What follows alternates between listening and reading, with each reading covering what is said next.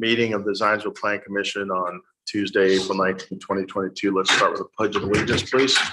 I pledge allegiance to the flag of the United States of America and to the republic for which it stands, one nation, under God, indivisible, with liberty and justice for all. Wayne, would you please take roll? Certainly. Mr. Franz. Present. Mrs. Grabanowski. Present. Mr. Jones. Present. Mrs. Walker. Present. Mr. Lake. Present. Mrs. Maverick. Present. All right, I have all 6 members present. All right, so we've got 2 continuance requests, and there's the potential for some additional continuances on the docket tonight. Looking at the current May 16th meeting schedule, it looks to be a rather full docket. So what I would recommend is we have another special meeting next month on the Tuesday after, which would be May 17th. Any discussion on that? Can everybody make that date? Do we need a motion to have the special meeting? So is there a motion to I have move a we have a special meeting? special meeting on Tuesday, May 17th. Is there a second? Second. Great. Any further discussion? All in favor signify by aye. Aye. Opposed by nay. All right, motion carries 6-0. We will have a special meeting next month. We have 2 continuance requests, which are mentioned. Docket 2022-03 DP, the Woodmont Company Kitty Academy at Holiday Farms, 3650 Marketplace Drive, Zionsville. Petition for development plan approval of a child care facility with 2 waivers on a 1.228 plus or minus acre parcel within the rural Holiday Farms PUD Planned Unit Development Zoning District. You just got a letter on this one, Wayne, a request. Yeah. Oh, Roger. Yes, we did receive a letter, but I do believe there's probably someone online. Okay, there is. All right. The petitioner. All right, so if you could put them on the monitor so we could have them comment on us. Hello, please name and Hi, address. good evening. Hi, my name is Melanie Bagley. My address is 2348 Arizo Lane, Allen, Texas, 75013. I come before you tonight. As you mentioned, there was a letter that was submitted requesting our formal continuance for the application for the proposed Kitty Academy at Holiday Farms. The reason for the continuance, as stated in the letter, is simply that we're continuing to work with the developer as it relates to the design of the building, the site layout, based on the feedback that was given at the initial Planning Commission meeting. Also working with Henke, the developer, to meet their minimum standards as well. So we continue to press on and endeavor to meet their standards such that we meet the town standards and can present to you on May 17th a package that has been blessed by Henke as our developer. And hopefully the town staff also. Yes. Thank you. Anybody have any comments, discussions on this one? If not, is there a motion to continue this matter to May 17th, special meeting? So moved, but I would also add that a renotice be filed for this project. All right, so we have a motion to move this to special meeting of May 17th with a renotice requirement. Absolutely. Any discussion? Is there a second? Second. Any further discussion? All in favor signify by aye. Aye. Opposed by nay. Motion granted. We'll see you on the 17th. Thank you all. Thank you. In addition, we have docket number 2022-02 DP, J.C. Hart Marketplace Flats at Holiday Farms. Petition for development plan approval of a 220 unit apartment development with 3 waivers on a 16.966 plus minus acre site within the rural Holiday Farms PUD Planned Unit Development Zoning District. We do have a request for a continuance of this matter to the June 21st meeting. Is a petitioner president like to comment on this or online? Okay. Yeah, good evening, Commissioners. Misha Rabinovich, attorney with offices at 1 Indiana Square, Suite 1800. I represent J.C. Hart, the apartment developer in this matter, and we are continuing to work through some development plan changes and anticipate being ready to refile in early May, and to present at the June meeting. So we'd ask that this matter be continued. Okay. Wayne, do you know what the date of that meeting is? June 21st. June 21st? Okay. Oh, that's right there. All right. Any discussion, comments on this one? Misha, has your client had a chance to meet with the numerous remonstrators towards this project yet? We had an initial meeting. I think that was back in February. And in part, that's what resulted in some development plan changes. And I would anticipate that we would spend more time with some of the neighbors that have expressed concerns before that June 21st meeting. Okay, I think we would all strongly encourage that happen again prior to that meeting. And Sure. also, it is June 20th, not the 21st. Oh, okay. So, Well, and the paper in front of me lies, sorry. and this one will require a renotice also. So, Understood. Excuse me. The June 21st date is because June 20th is the day that the town is Yeah. recognizing Juneteenth. okay, so, And so town so hall we will be need closed posted the that day. 21st. Okay. All right, so it is June 21st again. Yeah. All right. Any further discussion? Is there a motion to continue this matter to June 21st meeting with renotice? So moved. Is there a second? Second. Any further discussion? All in favor signify by aye. Aye. Opposed by nay. Motion carries 6-0. We'll see you on June 21st. Thank you.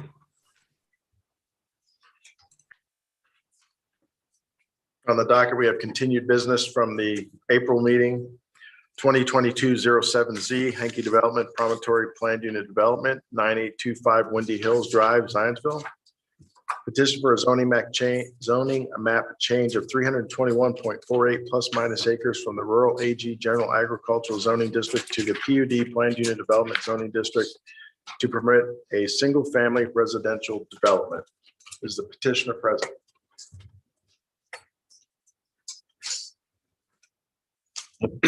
Yes, good evening, Mr. President, members of the Plan Commission. My name is Matt Price, here tonight on behalf of Henke Development. Have representatives from the company here this evening, Steve Henke, sitting in the front row, as well as Brad Henke, Doug Fleener. Doug, I didn't see you join us. And then our civil engineer, Phil Sundling. And Phil, if you can get me kind of started here.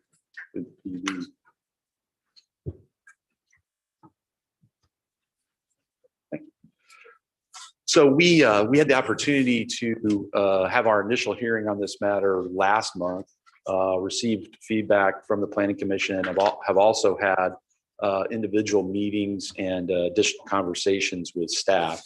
And I think before I go any further with the presentation tonight, I did want to make a special thank you to staff and Mr. Kilmer and George Lewis, who's with the Department of Public Works and the town's serves as the town's engineer, because each of them has taken additional time with us as we've worked through various aspects of the proposal.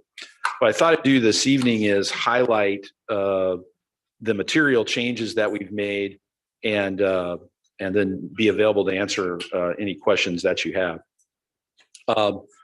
One of the comments we received at our last meeting was to better identify on the concept plan, which is Exhibit 2 to the Planned Unit Development Ordinance, the specific location of the development, what we're calling development amenities uses. So I'm going to kind of fast forward to that plan, and you'll see the updated concept plan here.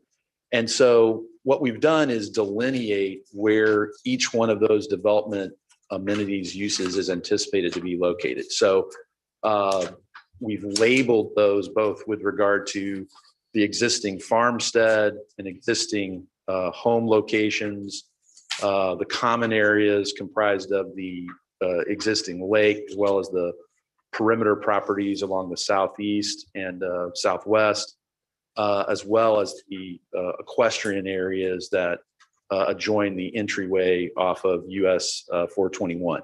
And the idea there was that while the proposal is for a mixed use, the original iteration of the PUD could have been interpreted in places as permitting each one of those development amenity uses anywhere throughout the development. And that's really not the idea. The idea is to locate those amenities in specified areas. They would be accessible to all of the residents within the community. But for example, a community meeting space, a cafe serving residents, the boathouse, those weren't anticipated to be located just scattered throughout the district, but in specified locations. And so that's what we attempted to do with those refinements to the concept plan. We're also asked to better delineate the internal trail system, which primarily is around begins up in the very far northwest corner of the property and then kind of meanders along the eastern side of the lake and then around the southeastern part of the lake and then up and around back to the southwest. And that's that gold line that you see traversing the property in that area. An additional comment we received was to identify both whether we needed to have all of the uses that we originally identified and classified as development amenities uses. And if so, could we identify whether certain of those uses would be in fact accessory in nature, meaning that they would be incidental to the structure that they would be located within. And so in Exhibit 3 to the PUD, we did really two things. One of which is eliminate certain uses that upon further review, we felt like were unnecessary or unlikely to actually be used. And then also identified which of the remaining development amenities uses which would be accessory in nature. And so you'll see, for example, that where we have a permitted development amenity use as a cafe, a coffee shop, a tavern, we've made each one of those items as accessory to the development amenity locations. So that is to denote the intensity and scale. It's intended, again, to serve the residents of the community and not be a commercial offering outside of those residents. In addition, you may recall that during the public hearing portion of our meeting last month, we received a comment from one property owner. Actually turned out not to be an adjoining property owner, but a property owner further south of our property who had existing agricultural operations. And so we were asked by the Plan Commission to add an acknowledgement of a right to farm. And so we have taken that language from another development here in Zionsville, incorporated that specifically into the PUD, and that acknowledgement will be a requirement to be acknowledged by each single family residential property owner as they purchase a lot. And so that's been specifically added to the PUD as well. With regard to some other, what I would call standards or processes that we've sought to kind of refine our understanding of with the town, we have worked very closely with the Boone County Health Department with regard to the use of septic systems and have identified the soil experts that will do the tests on each lot. We are making it a condition to obtaining a building permit that each individual lot have passed the test for appropriate soils and have a septic system that's designed and uniquely suitable for that lot, meaning that it has the associated under drains and that the system and its approval is subject to receiving a building permit from the town of Zionsville. We've also had additional conversations with the town with regard to the proposed drainage system for the project. what we've tried to make clearer in the submittal is that our intention is to use as much as possible low impact development standards that are set forth in the town stormwater control ordinance, where those are applicable to our rural setting, where we're trying to take advantage of the existing topography, the existing lake, the existing natural water courses that exist on the property. However, we want to be clear, the final drainage plan is subject to town approval. And I'll elaborate a little bit more on that as we go forward with some of these other systems. Similarly, we've worked closely with the Zionsville Fire Department with regard to the system for providing water supply and a distribution mechanism for fire protection. And then lastly, we had commissioned and have received the results of a aquifer study from American Structure Point confirming that there's adequate water supply for each one of the well systems to serve the individual lots.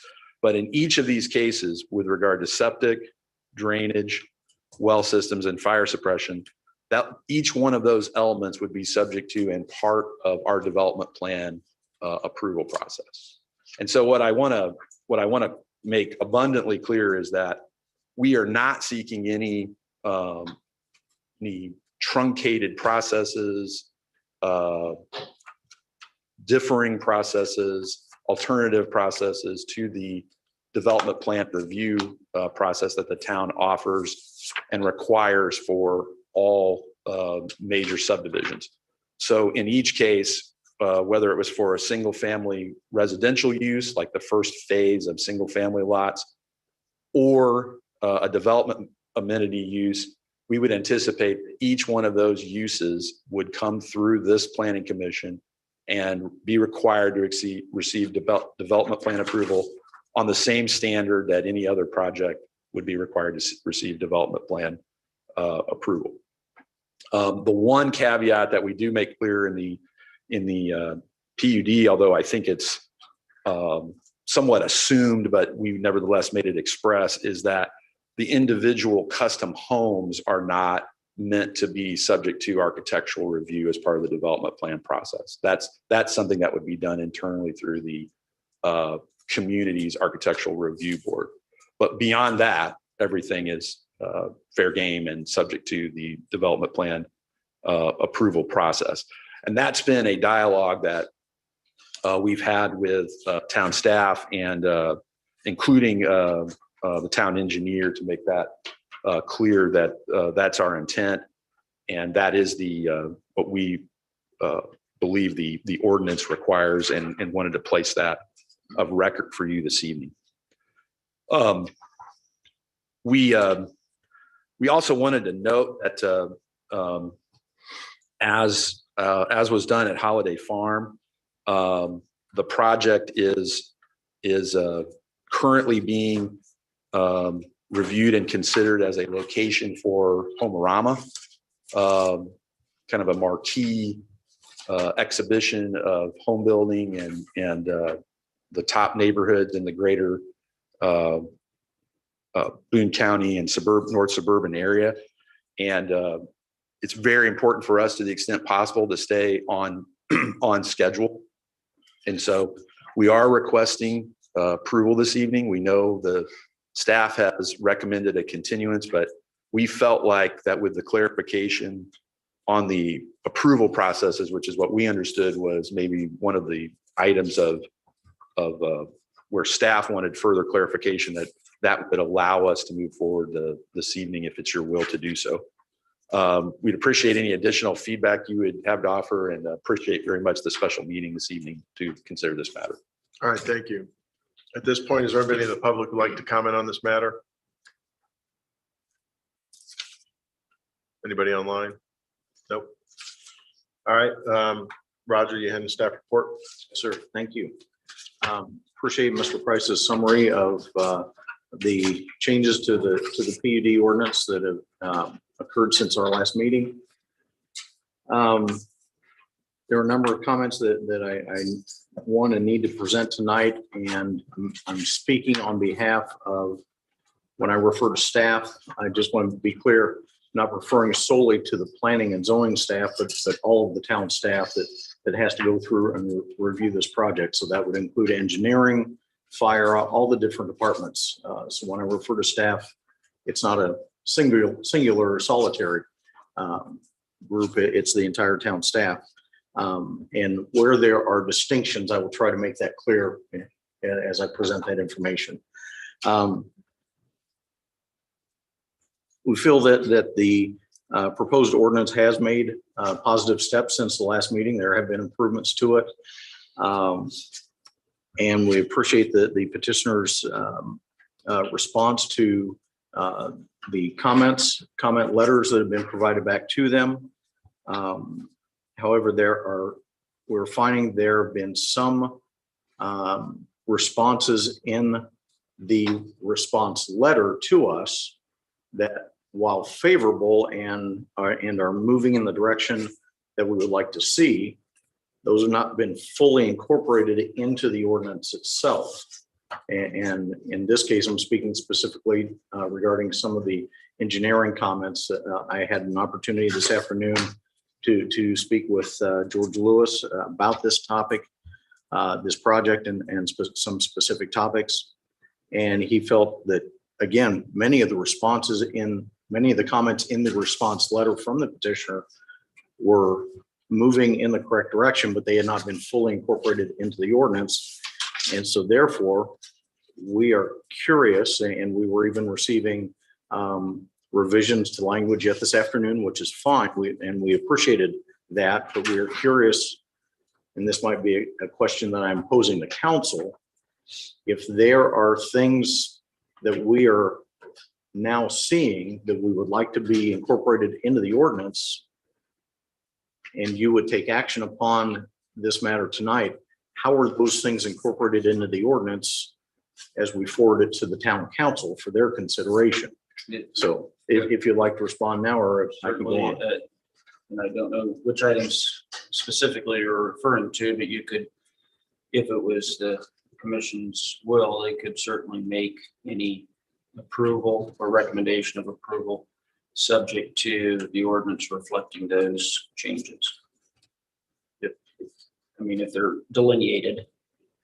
And that in itself becomes difficult. Yeah. If it's one or two things, if it's a litany of things, then you've got a little bit more of a chore. But and because I don't speak engineerese, I can listen to it at times and somewhat figure out what they're saying, but I don't speak the language fluently. I would be hesitant to try to summarize those items out of fear of misrepresenting or not stating correctly. understood. What would be needed. So Matt, just as it relates to that, are these engineering comments things that you are comfortable with committing to incorporating into the PUD ordinance? I think so. I mean, we had some additional dialogue with Mr. Lewis as well.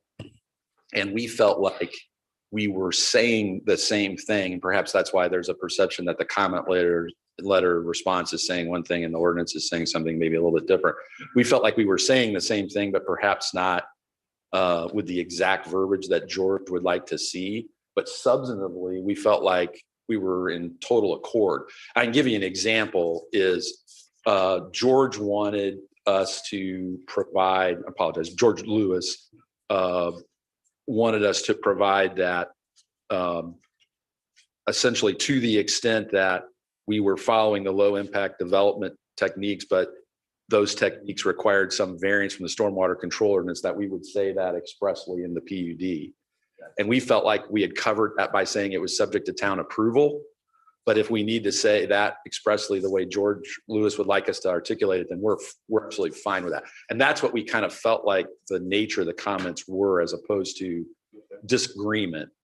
Can I ask Mr. Sunline, engineer to engineer, are you comfortable with those? Yep. Okay, yeah, just we've got that. Phil Sunling, Hankey Development, absolutely. Yeah. Yep. So in terms of the comments from Mr. Lewis, I don't want to misstate anything here, but you're comfortable with incorporating all of those into the ordinance.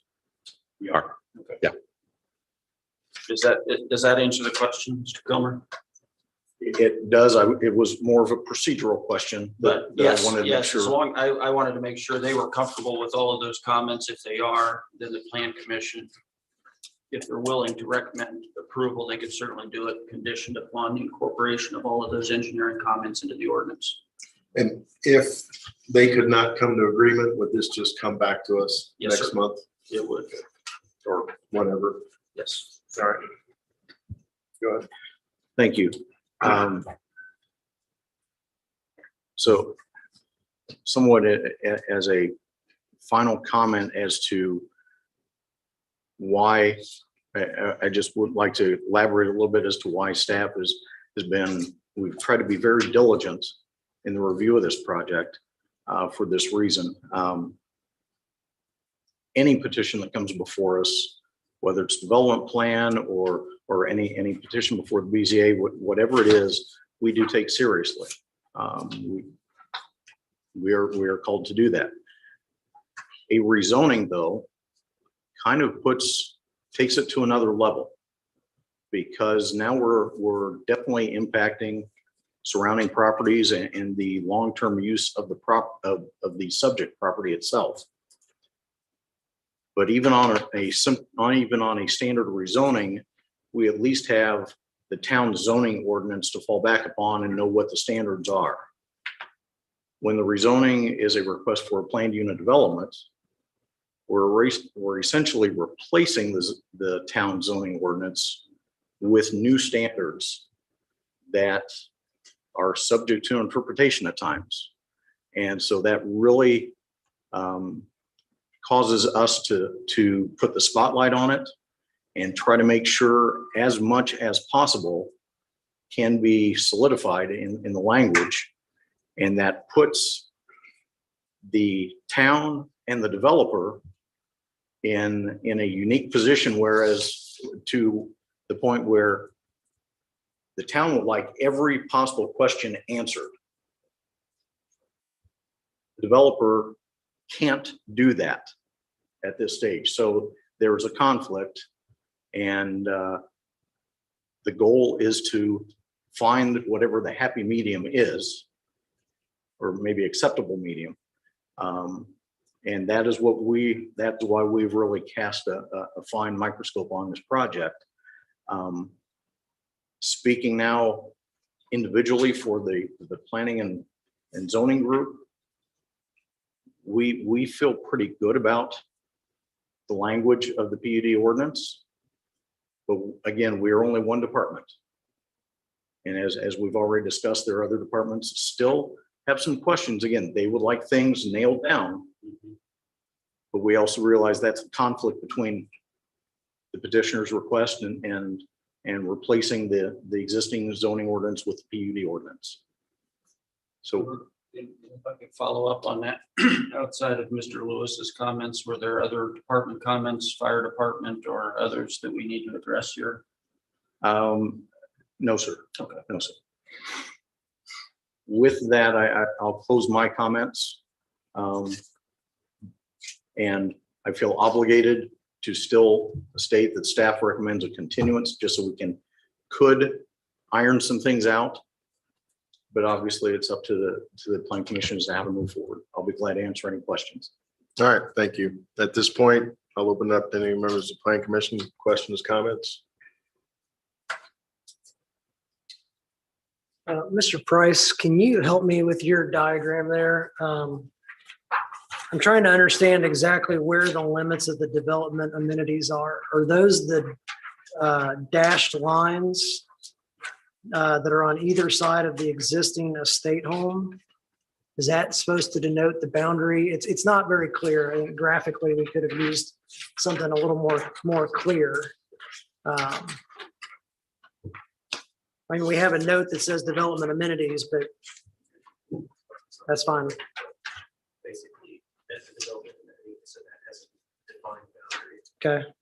That area is a development area, it's got a defined boundary. Yep. This, for instance, that house is the development area. Okay, so those lines are meant to be access trails. Well, those Or are- those are connectors or- pretty flexible, so when we Okay. actually go through the planning process, those will be. Gotcha. So further you defined. drew those as the boundaries to the development amenity zone. Okay. You know, So the intent is anything that's listed as development amenity can have the commercial type uses. That will be the non-residential. That's correct. And is there any limit to that? You've got a fair amount of acreage along 421 that seems to be kind of open. Well, that's a good point. Our intention for the land around 421 is for that to be the equestrian pasture area and the stables. Then And why we does could- it need to we be could- allowed to have development amenities? I'm sorry, Mr. Jones, I just didn't hear you. Well, if I'm reading this right, anything, and if I just understood what you just said, the areas that are listed as equestrian fields, the open space and the south east corner of the property along, and everything along CR 1000 East. Portions up there at the corner of 1000 and 200 North. And then as well as some of the areas around the barn and the existing houses. Those will be entitled to have any of these, for lack of a better term, non-residential or commercial type uses. And there seems to be no limit to the amount of that can go on there based on the acreage shown. Is that a safe assumption? I think that is a safe assumption. I can say, though, that we could further limit the location of development, the specific types of development amenity uses to sub areas, because the intention, for example, was to for there to be a single boathouse that may, for example, have one of those ancillary uses rather than to put an ancillary use like a cafe in the horse stable. But your point is a fair one as far as at least literally that I can be guess done today. my point is of a 321 acre development, we're entitling you to 60 acres of taverns, brew pubs, microbreweries, health, fitness, there's a pretty long And stack. I guess to build on that, if, as an example, you happen to build a development with a couple $1 million homes and then decided to put apartments right next to them and had a bunch of remonstrators, we would hope to not have that in this case, where you build these homes and then decide that there's a really good viable commercial use to put restaurants and taverns and coffee shops all along 421, taking up your horse property because technically they're allowed by your PUD, but then your residents aren't happy that you've created this entire commercial strip solely for the benefit of the developer across 421. That's the concern. I understand. And we could definitely delineate that more specifically so that those commercial uses are, that was what we were trying to do by saying they were ancillary to, in our minds, ancillary to the boathouse and meeting space that we're providing near the lake, but not intended to provide it outside of that area. Was that a correct example though? Or Exactly. Expounding of your Correct. concern? The other question I'm having is there's, within the open space, you've marked out this trail. And you talk about it being a equestrian based development. So are the trails for horse riding? No, I don't believe so. I Phil could think that trail is for pedestrian use. So then, and I guess the other question then, will this development be then open for people to ride their horses from the equestrian fields to their home?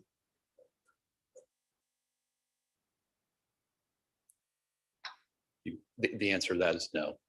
Okay, so I'm just baffled then, because as I look at this, there's a substantial number of properties that do not abut the lake, but they're called part of the lake and equestrian district.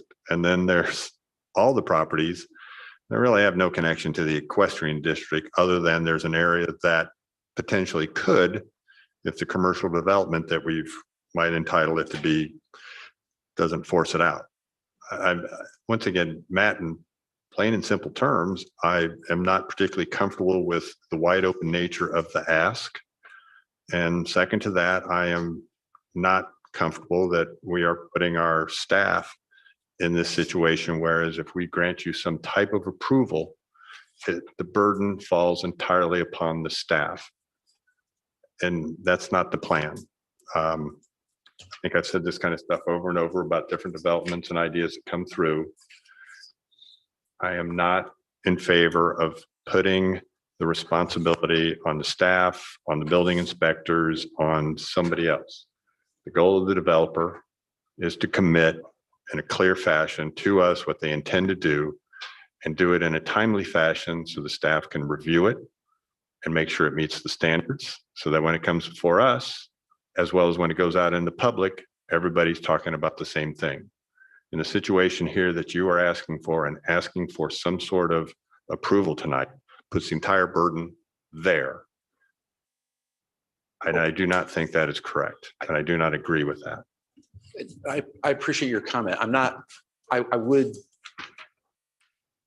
respond this way, though, that I think that both the staff and the petitioner have responded timely. For the nature of the comments that we've received, I think that we've done a yeoman's effort of responding to that and responding to the direction that we thought we were receiving as far as how to delineate the location of these uses. What you're describing, though, a further tightening of where those uses go so that equestrian uses are going in the area that we're showing as equestrian. We have no issue with that whatsoever. We can certainly further delineate where those permitted uses are. That's a fair comment. We can certainly do that.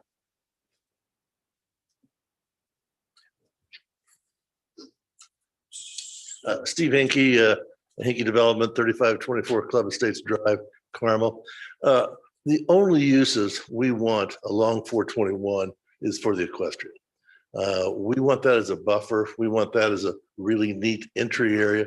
We don't want any commercial there. The only reason we have any commercial associated with that is probably because of boarding horses, which could be interpreted, as commercial or agriculture. It could be that we want to build, really fantastic stables, that type thing.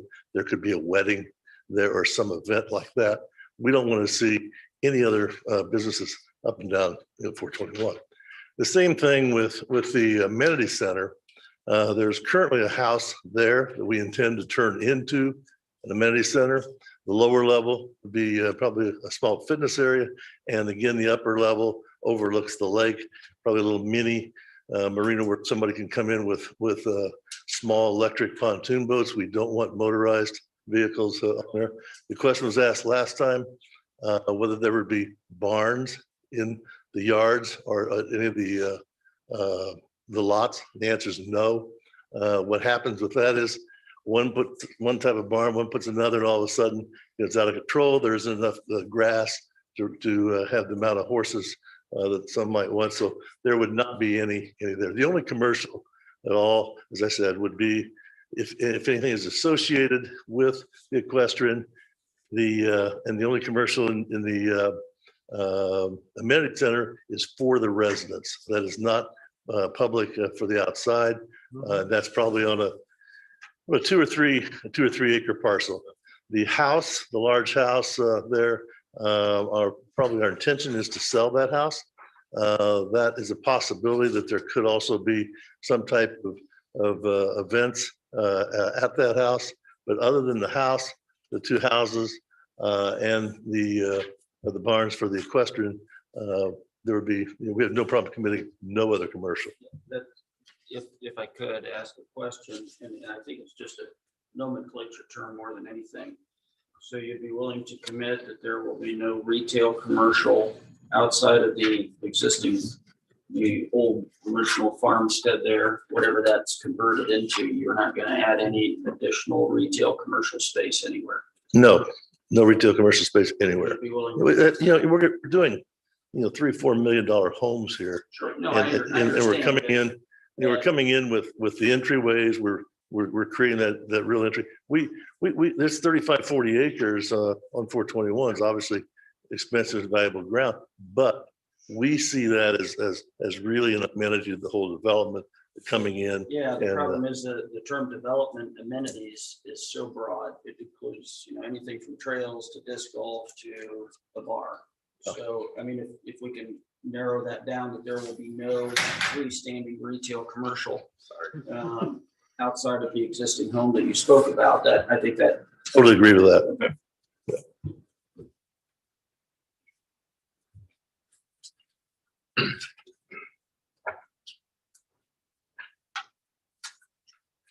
That gets back to my original concern, because even what Mr. Henke said is that, we could have a barn out there. Well, it's fine. But the barn can be used for weddings. And the BZA spent 2 hours on that last week. And that's the problem. And that's what the problem with the package that we have in front of us. It's just not specified and it's not complete. Not complete enough for us to weigh in one way or the other. And once again, I am uncomfortable with putting that burden upon staff and other things in situations where it's not, a final plan is not being reviewed. And I don't think this is anything different than we said last time when this came before us, correct? They've got some of the uses out, but that's, But they haven't specified the Yeah, others. no, I That's the agree. point. when I look at this map, why, like way up in the northeast corner, there's a little spot that says development amenities. And then all of the open space is development amenities. Is that, why is it defined that way? Is that because of the trail? I'm just trying to understand what that is. Because, in that little corner, I don't know how big that is, but in theory, you could put something in there. Right. Without limitation as to what could go in there. So. Yeah, I think that's the problem, is that term is so broad, like I mentioned, your definition. It includes trails, commercial equestrian meeting spaces, private bars, fitness facilities, disc golf, just outdoor grill areas, equestrian trails, stables. It's so broad that I think that's a big concern of the commission. No, I hear that concern loud and clear. And when we, perhaps we thought we were being clever in how we did it, but when we met with staff to go over how better to classify the permitted uses, this was the model we came up with, which was to have the single family residential and then kind of an omnibus classification for development amenities. But I see the point that the concept was not to cast each one of those uses all over the development where those amenity uses could be permitted, but rather it was to limit, for example, the commercial use inside the meeting space, to have open space, but it would be truly open space, to have equine area that would be truly equine. And we can certainly tie that back to the concept plan with precision. We have no issue with that whatsoever. We think that's where the value resides in the proposal, in fact.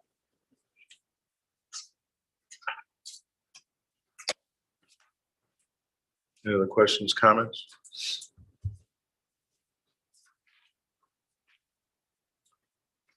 Somebody like to make a motion?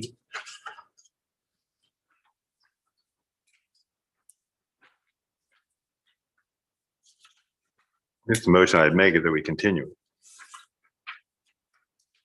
That would be to the May 17th special meeting.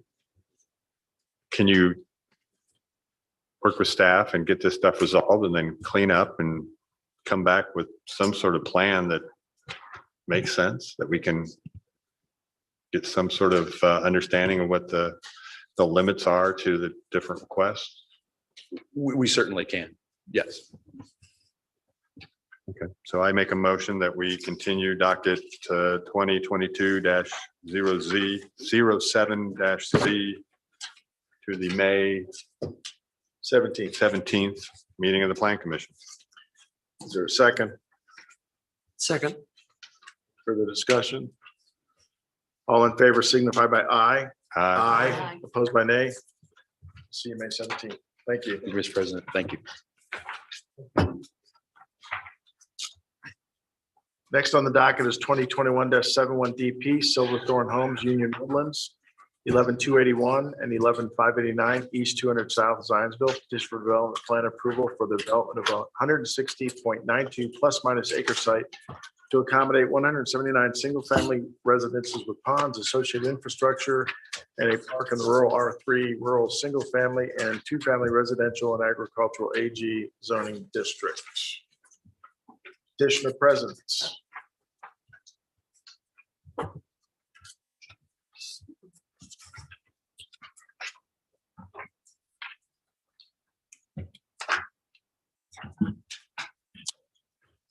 Evening, Plan Commission members.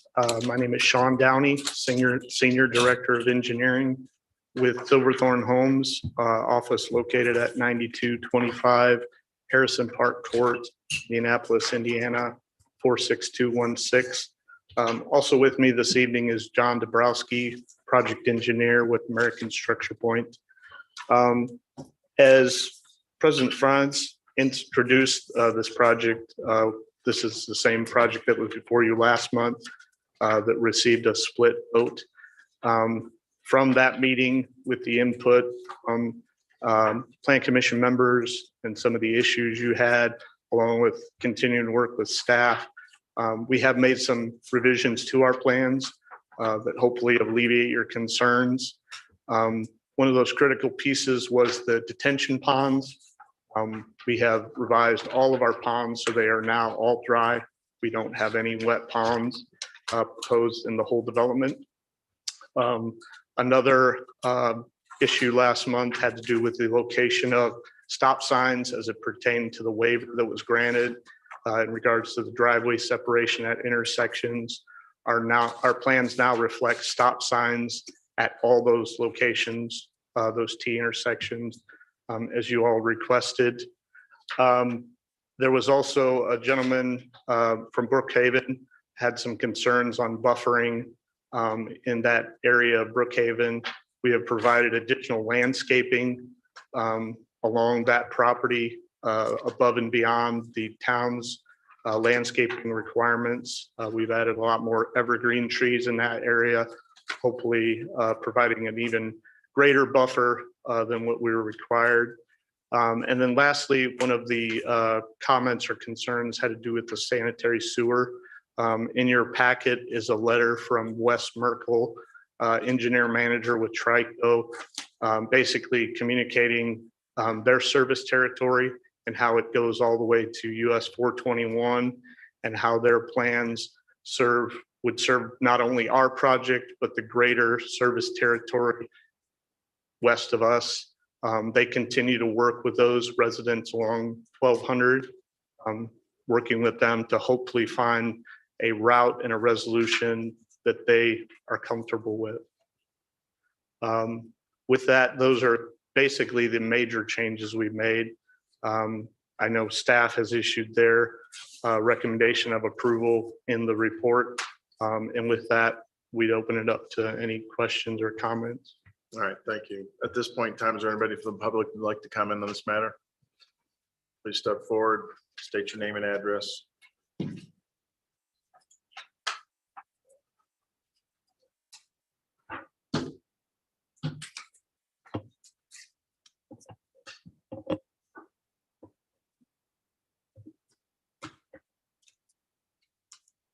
This presents okay.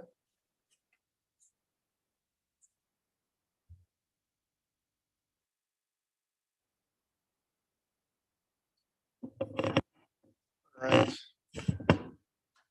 My name is Tyson Clemmer. I live at 11316 Still Creek Drive in Zionsville.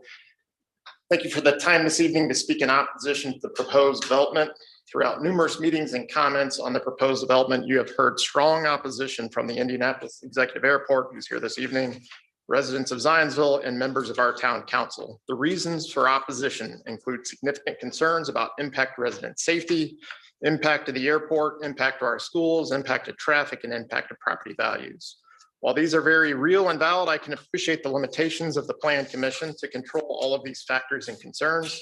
But this evening, I'm going to speak specifically to the development plan approval findings of fact criteria that you use in the approval process for a development plan. I want to highlight two specific criteria of concern: the availability and coordination of utilities and the compatibility with surrounding land uses. As the petitioner noted, regarding the availability and coordination of utilities, the information provided included the letter shown from Trico Regional Sewer Utility. The section highlighted in the red box speaks to the current situation around the potential expansion of utilities in this area. The letter states, and I quote, "Trico's staff are presently working with legal counsel to acquire easements needed to construct this project." I believe this would be identical to the position of the utility expansion when it was discussed in March. It's very important to note that there's very strong opposition to the currently proposed acquisition of easements by Trico, and I believe there's another resident here this evening. During the March Plan Commission meeting, property owners in this area spoke to their opposition to the Trico plans to expand utilities in the area through their property. In addition, the letter shown from a property owner in this area was included in the letters of interest and further notes opposition to the proposed Trico plan. So, although Trico is working with legal counsel, there is very strong opposition from property owners with likely legal matters to be settled before a true plan can even be established for the extension of utilities to this area. So, regarding the specific findings of fact criteria, there is not current availability of utilities for the proposed development. And additionally, there is not coordination or a clear plan for the utilities required for this development. Regarding the compatibility of the proposed developments with surrounding land uses, all are very aware that there is a significant portion of the proposed development that is directly south of the Indianapolis Executive Airport runway. All guidance around land use compatibility near an airport is very clear and consistent. There are numerous U.S. Department of Transportation, Federal Aviation Administration documents that provide extremely clear guidance on land use compatibility near airports, and I will just reference a few. The FAA Airport Compliance Manual contains a section on compatible land use where it explicitly states, and I quote, "The general rule on residential use of land on or near airport property is that it is incompatible with airport operations because of the impact of aircraft noise and in some cases for reasons of safety, depending on the location of the property." Another document is the FAA Land Use Compatibility in Airports document, which specifically states, I quote, "Residential development, particularly high-density development, is not compatible with airport operations due to aircraft noise impacts and for safety reasons." These are publicly available documents from our Federal Aviation Administration, our nation's expert on these topics. The guidance and information is quite clear and definitive. Our airports area strategic land use plan leverages this well-documented and historically consistent information around compatible land use around airports to provide guidance for the Zionsville Comprehensive Plan. This land use plan indicates how land directly south of the airport runway is not compatible with residential development. I think it is also very important to note that this is consistent with FAA land use compatibility documents that have been published well before the proposal for this development. Now that the proposed developer has reached the development planning stage, they must demonstrate that their development plan is compatible with surrounding land uses. There are some existing constraints, like an area of the property where a crude oil pipeline passes through the property, where they are properly avoiding residential construction. But when overlaying the area directly south of the airport in the flight path that is incompatible with air traffic, again, based on very clear and consistent federal guidance, there are residential homes proposed in this area. As proposed, with homes in the area that is clearly not compatible with air traffic, the development plan is not compatible with surrounding land uses.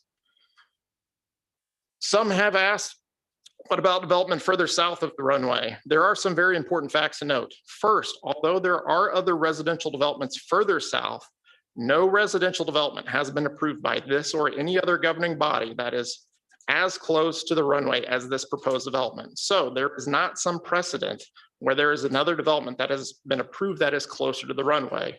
Further, there is no other property that is in closer proximity to the airport than the area of this proposed development. It is literally the closest property to the end of the airport runway. It is important to note, due to the location and proximity of the property to the end of the airport runway, directly in the flight path, the federally published guidance that residential development near an airport property is incompatible with airport operations because of air traffic noise and safety would be the absolute strongest in this case.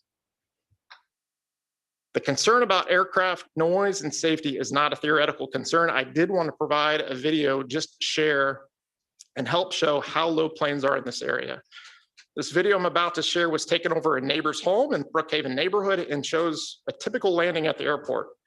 I have this map to share some perspective. The blue areas indicate both the approximate location where the video was taken in the lower section in the Brookhaven neighborhood, and also the end of current runway at the top. The area that this video was taken is approximately 6,500 feet from the end of the existing runway. The red areas in the image show both the potential location of future homes in the proposed development towards the middle and the approximate length of the planned runway extensions. It is very important to note that the distance between the proposed home locations and the end of the planned runway extensions is significantly closer at only 3,000 feet. So why does this matter? The height or altitude of a plane on the approach path to land at the airport would be significantly lower than shown in the video due to these proposed homes being significantly closer to the end of the planned runway extension. Our neighbors today living under the flight path already feel like the planes are landing on their houses. Some have already sold their homes and have moved due to these concerns and the concerns about safety. In the future, an aircraft landing at the airport, flying over homes in the proposed development would be at half the altitude or height that you'll see in this video. I can't imagine someone trying to live in a home with planes flying that close. And much more importantly, I can't imagine the safety risks introduced by building a home so close to the end of a runway. There would be no margin of error for pilots without potentially severe consequences. There are reasons that the FAA is very clear and consistent on their guidance around land use compatibility.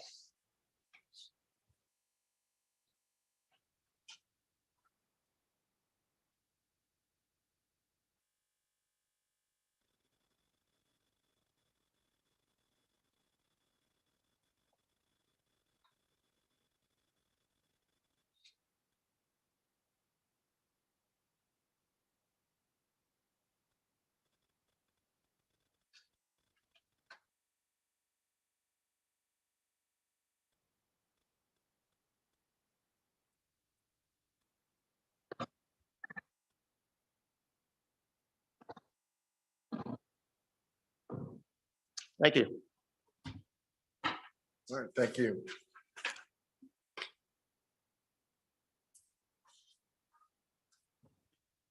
My name is Teresa Borman. I currently live at 2714 South. Can you into the mic, please? Thank you very much.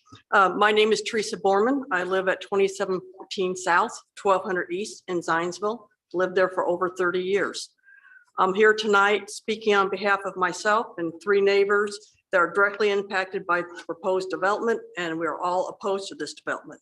Unfortunately, these neighbors, Bill Thompson, 2550 South, 1200 East, Jason Hinney, 2880 Stillwater Lane, and John Lurson, 2991 Stillwater Lane, are unable to attend the meeting tonight. As I mentioned last month, during the time I've lived at this property, I have watched this area change from a very rural area with all farmland to a multi-subdivision area. I know growth is inevitable, and to date, I've never objected to development. However, I'm opposing this subdivision. In order for this subdivision to occur, Trico is pursuing eminent domain against my property to install a 12-inch main sewer line across my property to service this subdivision. Their proposed route, which is approximately 1,000 feet long and 30 feet wide, will essentially cause me to lose half of the mature woods on my property. The woods are my buffer to the subdivision that used to be farmland to the west of me and provides both privacy and light and noise buffers. And probably, I didn't have a spiffy presentation, but this is kind of a document that shows my property here. This is where they're putting the sewer line. These are my trees, and they're going to take away about a half of them. Okay. I have some other pictures if you want to see them. There are other routes available, such as along 1200 East, but per Trico, they are more costly since they would require deeper sewer placement. There actually was Trico meeting minutes, which I have a copy of from a few years ago, that says this route will cost 400,000 more. So the decision was made to pursue the less costly route to go forward with condemning private property. I do question their estimate since to date, they have not offered any of us any compensation for easements, which could alter the difference in cost. While it is true that Trico met with the landowners, as stated in the letter they submitted to the Plan Commission last week, during those meetings, it was quite obvious to all of the affected homeowners that Trico had already determined the route they wanted to take, and not a single one of our concerns were addressed, incorporated. I guess for the Trico letter, they must have all been impractical because they said they incorporated whatever was practical. For example, we discussed several other routes. They all deem it impractical primarily due to the costs. And I have a list of all the ones and why they said they couldn't do them. Okay, primarily cost. It was recommended at the last Plan Commission meeting that the developer assume the additional cost of one of these more costly routes. What happened to that? There's been no discussion of that. While we are opposed to any main sewer line being put on our properties, we did ask Trico about boring line instead of trenching. And they said, well, that can't be done either, even though they will trench under the creeks, but they won't trench anyplace else. We were trying to save the woods. We discussed putting the sewer on the west side of the creek, which provides me more buffer, and it remains on the east side. So again, they did not incorporate any of the suggestions or concerns that we discussed during the on-site meeting. Okay. I can show you pictures of some of the other possible routes, and again, not considered. This construction is projected to take 6 months. And during that time frame, we will be subjected to a large amount of noise while they are destroying our woods and property and trenching a 10-foot deep trough that will settle over time and basically be a wide mud path, as well as having strangers on our properties at all hours of the day. And then we will be subjected to Trico having the right to access our properties due to the easement whenever they want. Again, being subjected to strangers on our private property forever. All that while the town of Zionsville expects us to continue to pay property taxes on that line, on that land. All of this just for the benefit of a developer. It should also be noted that Dreed's Home wanted to put a development on County Road 200 South approximately 7 years ago. And they approached Trico about obtaining easements for sewer installation. Per Trico meeting minutes at that time, which I have a copy of here, quote, the developer is again requesting the district consider using the condemnation process to gain the necessary easements. Since this is not a public health issue, the committee will not recommend this to the board. I asked what has changed. This project is not for the greater good of the community, such as a school, hospital, fire station. It's for the good of the developer. Over and over again, Trico has shown that they just want to take the easiest, cheapest route and have stated they have no problem with condemning private property. Nowhere in the response from Trico to the Plan Commission do they consider working with the developer to come up with alternative, more costly routes that do not require condemning private property. Quite frankly, I don't see how the Plan Commission can approve going forward with this development project plan and allow the development to start construction since they do not currently have adequate provisions for sewers for this development, even though their development plan says they do. On a different topic, while I understand the rationale for changing 35-acre wet retention pond to a dry retention pond, I now have additional concerns with the design. Basically, all stormwater for this subdivision is now being drained from the dry pond 3 to the creek. This creek runs through the back of my property as well as the other landowner's property. Per the drainage computation summary submitted from the developer, with a 12-inch storm drain pipe from pond 3, during a 10-year rainfall event, over 4,000 gallons per minute of drainage will flow through the creek in the back of my property. This release rate has increased by almost 20% from the initial submittal when it was a wet pond. During a 100-year rainfall, there will be over 11,000 gallons per minute of drainage that will flow through along the creek in the back of my property. The release rate has increased by 33%. I am concerned that the increase of flow will result in the creek eroding away the banks and thus more trees will be destroyed, which I will be responsible for removing. It should be noted that the Boone County Drainage Board approved the previous plan with the wet pond on the morning of 3/21/22 before the last meeting. I don't see a record that they've approved the new plan with the dry pond. In addition, I am very concerned with the quality of water that will now be in the creek. I understand that there will be some debris filters installed in the pond. However, there is no mention regarding chemicals. This water will be comprised of subdivision road runoff with associated chemicals, yard runoff with associated chemicals, and stated even a portion of County Road 200 South runoff with associated chemicals. With regards to the stated emergency flood routing, which assumes that the storm sewer is completely clogged, it states that no adjacent homes are flooded by this development. What about the homes further south of the neighborhood along the creek? In specific, my neighbor's home is fairly close to the creek.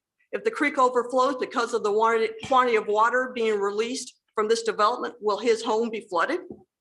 It should be noted that several of the drawings are inconsistent with the size of the emergency spillway. I believe it's supposed to be 80 foot now. There originally was 900 feet and several of the documents still show 900 feet. Also, there is currently a stub road shown in the development plan for future development. How will this impact all of this drainage flood plans? Currently, there are subdivisions already developed to the south of this development. So I'm concerned that that additional drainage will be routed into the creek. We approve this, I think we're going to have to approve the next one. And I don't believe the creek can handle it. I believe between Trico proposing to condemn my property for the main sewer line to service the subdivision and the proposed drainage emergency flooding plan, I will stand to lose the majority of the woods on my property, with again, no compensation being discussed to date from either Trico or the developer. In summary, I do not feel that developers should benefit at the expense of private individuals. I'm asking the members of the Plan Commission to deny this application since the developer does not currently have adequate provisions for sewers. Deny this application until the developer and Trico establish a route for sewer that does not require private property to be condemned. Again, this is not for the greater good of the public. Deny this application until the Boone County Drainage Board reviews the proposed dry pond concept. Deny this application until the plans are in place to ensure chemicals and debris are not released into the creek. Deny this application until it's determined the emergency flooding plans for this subdivision will not impact home and properties that are further south of this subdivision, in specific along the creek path. Deny this application until it's understood how future development would impact the drainage flood plans, or request that stub road just be removed. Thank you to all the Plan Commission members. I appreciate your time and consideration on this matter. All right, thank you. Is there anybody else like to comment?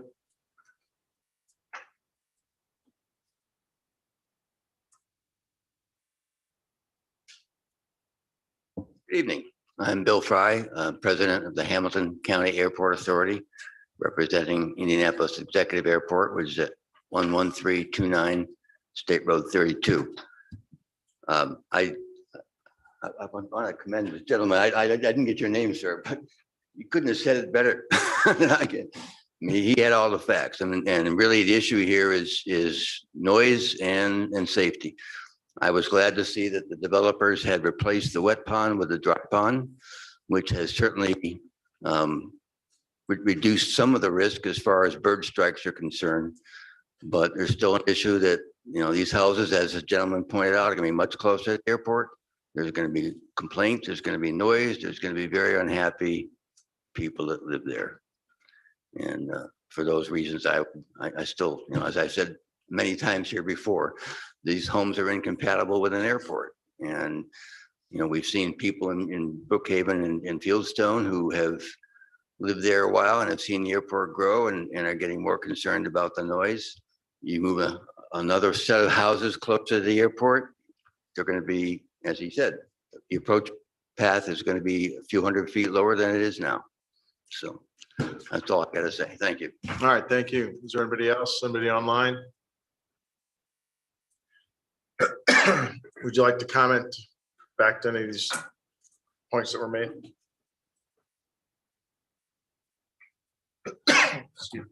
Thank you.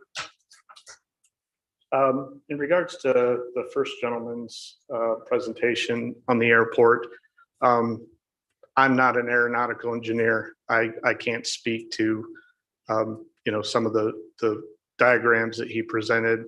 I can tell you, we Silverthorne Homes, we want to be in Zionsville. We have people who have done their research, looked at marketing studies to determine, what proximity of this development as it relates to the airport. We wouldn't be moving forward with this if we didn't feel homes would sell and there would be a buyer for this project.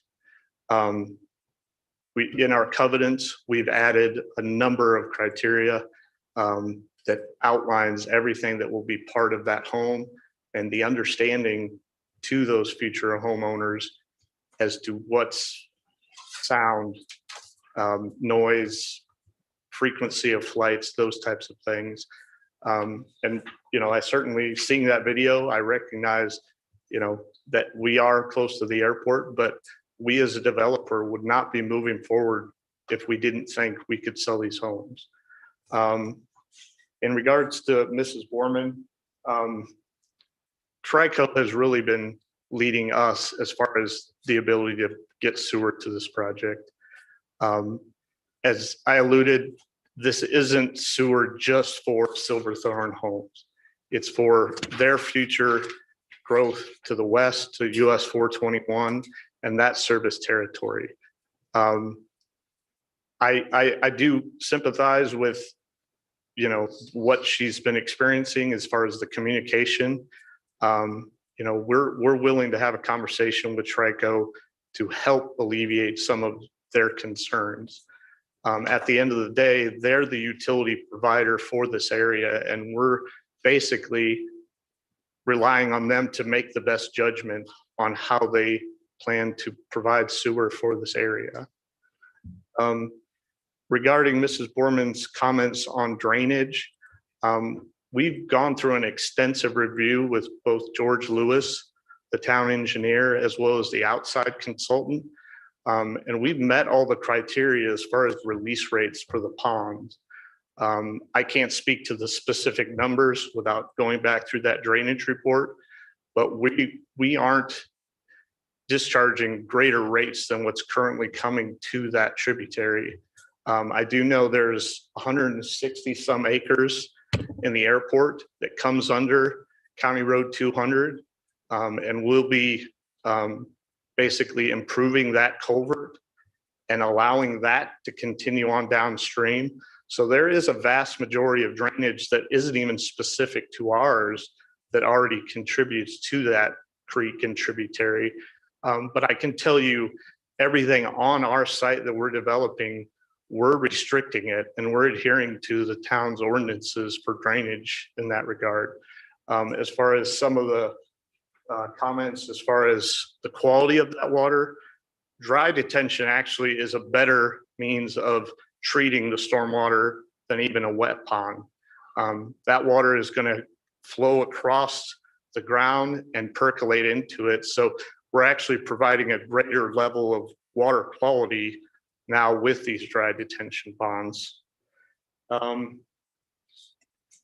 As far as her comments, the county they reviewed the legal drains for this property. The town actually reviews all the on-site drainage. So in reference to the county drainage board meeting, their approval is only for the parts that impact their legal drains. I think that kind of touches on some of the concerns and comments from them. So, all right, thank you. Roger, Wayne, staff report, please. Thank you. I think for the sake of being succinct, we will focus for now specifically on the findings, as indicated by all the interested parties here. Finding number one and finding number two. Number one, focused on the compatibility, and two, focused on the availability of and coordination of sanitary sewer are both items that have been touched upon several occasions in this conversation this evening. Certainly compatibility. You have commitments that were executed related to the rezoning of this property, which spoke to the activity of an airport in proximity to this property. So to go down a path of this is somehow new information that an airport is next door to this property is not correct. But certainly for the purposes of the Plan Commission, that topic should be vetted more closely by your council. There's topics, again, getting to the idea that the commitments from 2006 already acknowledge the operations of an airport. Specifically to the development plan process and availability and coordination of sanitary sewer. This may have a bit more leeway. The Plan Commission in the past has definitely accepted letters, availability letters, as indication that sewer, whatever the utility may be, is being worked on, is available. Certainly the information tonight indicates that the project is moving forward, has sanitary sewer, at least is working through it. Condemnation, of course, is the ultimate tool to make that happen, so to speak. Certainly this Plan Commission can vet that information and determine if the discussions tonight and the letter that you have received rise to the level of demonstrating the coordination of sanitary sewer. Given that these actions in the past have been your standard, if you will, the staff is poised with a recommendation of support subject to the final finalization of the outstanding issues. But certainly if there's any new information that the council can provide to you on these two findings, happy to stand for that and hear that information. All right, thank you, Wayne. At this point in time, I'll open up to any members of the Plan Commission, questions, comments. One question, the land to the west of this between this development and 421, do we know what that's currently zoned? Ag. Ag. Well, I believe it's ag. We'll double check, but Yes, but I think it is because it goes all the way to Hopwood, and I think Hopwood is ag. But it's also at some point Michigan Road overlay as well. I guess my point is that we're creating a funny trick bag of that. Their justification for the line and the routing is to both serve this subdivision as well as future development to the west, if I'm hearing correctly. But the land to the west is currently zoned agricultural. And given its proximity to some other previously existing things, and I think we actually had a group that came through wanting to rezone some of that, and we turned that down. So the combination of one of the issues that keeps seeming to circulate is who came first. The approval of this land to be residential by Boone County in 2006 kind of predated the airport's statement of the amount of expansion they were going to do. It's kind of interesting, but given the months, if not years, that we've been hearing this discussion cycle, that map was the first time that anybody, I think, actually shown the tip of the runway, tip of the expanded runway in proximity to the potential future development. And that's where I think, the first finding starts to hit home is this development compatible with the surrounding land? And we've discussed the issue about it being compatible with the airport, but now we also need to discuss, is it really compatible with the land to the west?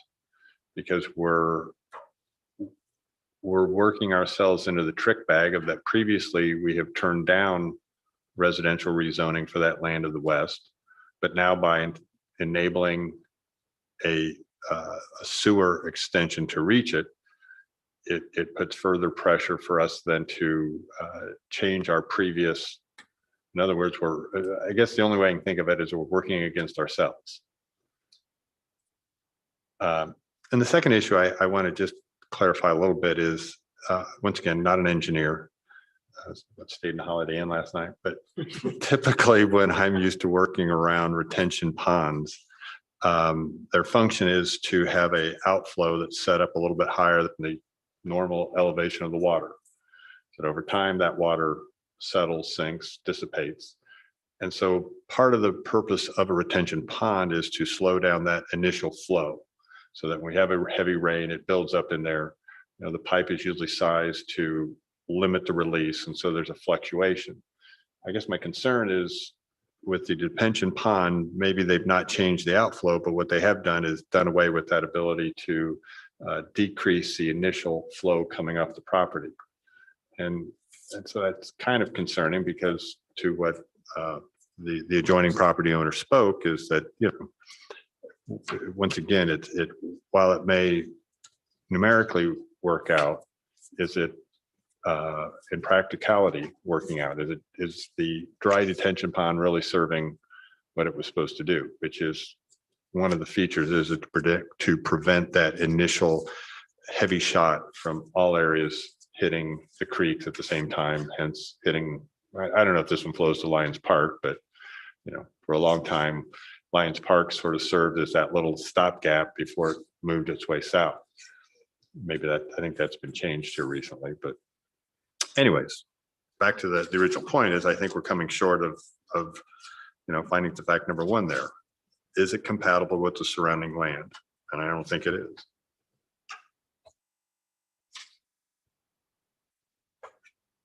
I think relative to that, the issue we have is it's currently zoned residential. And they've got commitments from 2006 that require them to notice the homeowners, et cetera, of the airport, the noise, those sorts of things. You know, it's zoned residential. That's the problem we face. I mean, at this point in time, you guys asked them to get rid of wet ponds. They put dry retention in there. You know, they do have some waiver requests, but, you know, arguably these are waiver requests that we've granted how many other times? I mean, I just think whether we like it or not, we're kind of, I think we're potentially boxed in here on how we can deal with this. Thing that gets me is this is simply not a good idea. And I don't know how many times you guys have to hear it before you realize this is not a good idea. Just because you can sell a home there doesn't mean you should sell a home there, because you're going to sell it for 400,000 or whatever, and the homeowners are going to hate it, and the value of the land is going to go down, so they're going to sell it for 350,000. Then somebody's going to buy it again for 300,000, and then it's going to just become just a trashy neighborhood where nobody wants to live, or the people that live there are there because they can say they're in Zionsville and couldn't get a home anywhere else, but they're going to be miserable because these planes, I mean, that noise is going to be twice as loud and those planes twice as low when they're extended over, when that runway is extended. They're going to be coming right over your residence, and they're going to buy that house. And 6 months later, they're going to look in the mirror and say, why the hell did I buy this house? This was a really stupid idea. And I know you can make money off of it, and good for you, but should you make money off of it? Is this the right place for residential development? And the answer is no. And the challenge we run into is somebody other than us zoned it residential before this airport runway study was in place and adopted. So you kind of beat the buzzer, if you will, for the exclusion zone. But there's no way your construction is going to get the decibel level down in that house to an acceptable level, even to HUD standards. No way, no how, not going to happen.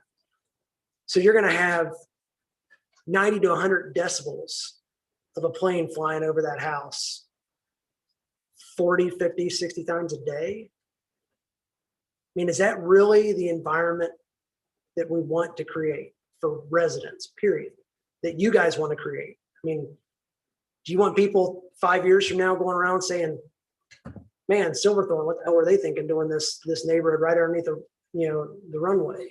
And I will comment to Mr. Fry, I'm on BZA as well, and I was very disappointed that one of your board members spoke up at the last BZA meeting and said, I'm not for the petitioner that wants to build a house in the runway exclusion zone, but I'm also not against it.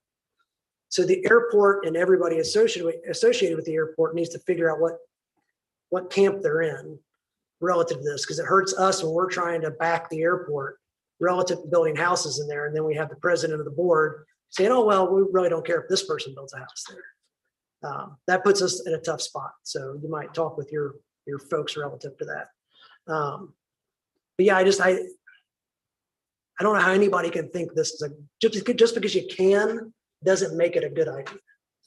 And yes, you're right. We may be forced into approving this and it's going to suck. It's going to suck for the residents. It sucks for Zionsville. And in 5 years, it's going to suck for Silverthorne. And it's a shame. One of the questions I would have related to this is, I mean, you've got 179 homes here. I mean, if the additional cost of modifying the Trico sewer line is $400K, that's a couple thousand a lot. I mean, if you feel like Zionsville is a attractive location, 2,000, 3,000 a lot, it's not going to make a difference in people buying these things.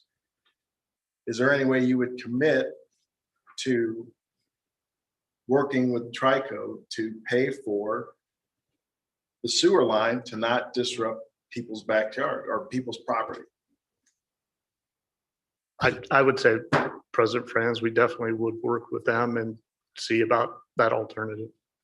I mean, hearing the residents' concerns and you all as a plan commission, your concerns, yes, we would re-engage Trico in looking at that alternative route. I'd like to minimize the impact on your neighbors. I mean, we potentially can't do anything about the property that you want to develop, but hopefully we can minimize the impact on them. Relative to the dry retention pond, I guess I'm going to have to trust the town engineers that it's acceptable flow. It's not going to create any problems downstream. That's part of their job. That's part of what they, advise us on, advise the planning department on. So I'm okay with that. It's interesting when you see this map of the airport fly zone and the restricted area, it stops right at this property line. In reality, if you had your way, it would extend well beyond this property line to 10,000 feet. I mean, it's only stopping there because there's already development there. So, I mean, it's kind of, I'd say it's misleading that it just stops right there. I think if they had their way, it would extend much further. Oh, yeah. And so. Which makes it even more frustrating this being done in this zone. I mean, I agree. I think this is not a good, I mean, it's zoned for it. It's not a good use for this property. But. The question is, it's zoned for it, but it's zoned for up to the density that they've proposed, but they can always do a lesser dense project. They could do 2-acre lots and put, go back to doing septic fields. What's this zone, R2? R3. R3. I mean, when we requested the down zone, it obviously, I know. the mistiming of that. It's not a good situation all around.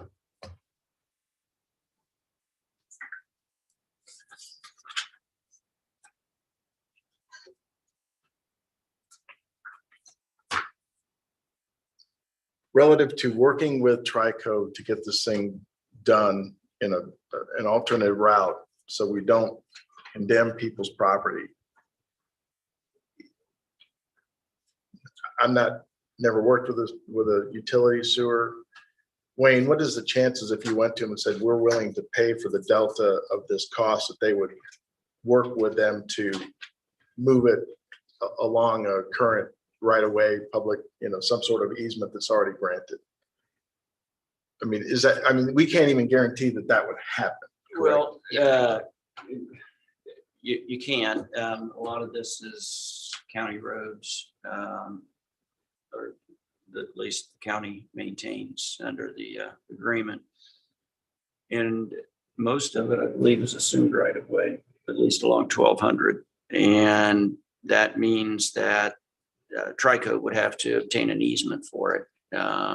The county, I guarantee you, the county will not allow it to be run under pavement. So it's going to have to be run in the assumed right of way, which is usually, depending upon the topography, 10 to 12 feet off the edge of the pavement. So they're gonna have to acquire an easement for that, but since it's already in right of way, I mean, typically that's not an expensive easement. People don't think that, you know, they own up to the edge of the pavement typically. That being said, I don't know what the difference in the distance is. As opposed to cutting through the backyards versus running it down 1,200 and up 200. I just don't know that, but I would think the utility would say, we'll do it if you're committing to paying the delta. But figuring out what that delta is going to take some time. Yeah. There's a farm field in the middle of 1,200 that there are no houses, and it goes over to where that property is. Okay. Yeah, there are a couple houses along 1,200 that Yeah. are pretty close to the road. Unfortunately, there are two that I'm seeing. Most of them are set back. Well, and I don't know, they may be able to run on the other side. I don't know. There may be options around that, but I know the county isn't going to permit going under the road. Just to the, could you come back up, bring your map, please? And while she's doing that, I got a question. The public good, can you define that?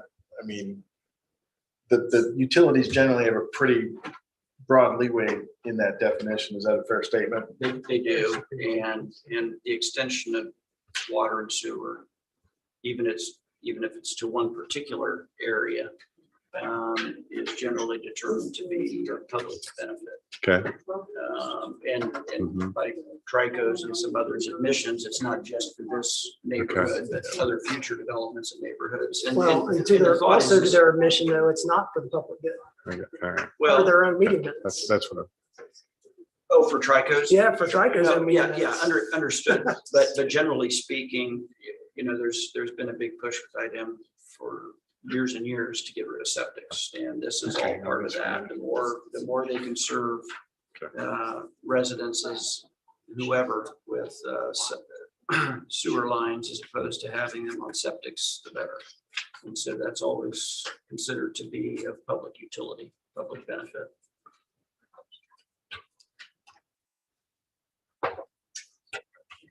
We definitely would be capturing whatever Mr. Jones is conversing about. Hey, Larry, you've got to, I know, I can't do any of that. if you want to go up there and kind of comment on what you were showing him. All right. For clarification, so it gets on the record. Public record. Intersection. So for clarification, Trico is So name and- proposing I'm sorry. starting at 146th Street. So can you repeat your name and address? Okay, I'm sorry. Teresa Borman, 2714 South, 1200 East. Trico is proposing starting at 146th Street in the Stillwater subdivision, cutting across 3 properties in that subdivision, then cutting across mine, cutting across Bill Thompson's, and ending at the southeast corner of the development. They could just as easily go down 1200 East, and at the backside of Bill Thompson's property, there's a cornfield that I believe that individual, I could be wrong, I don't want to speak out of turn, the pipe sewer could go through there and then to the southeast corner of the subdivision. All right, thank you.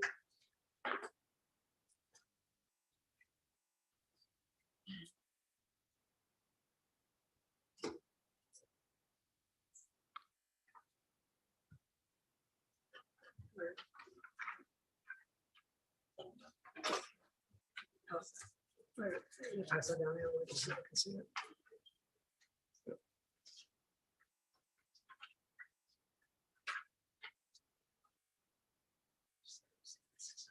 Wayne, is it accurate that if they do condemn however many acres of these people's property and take all the trees away, they still are responsible for taxes for that entire piece of property?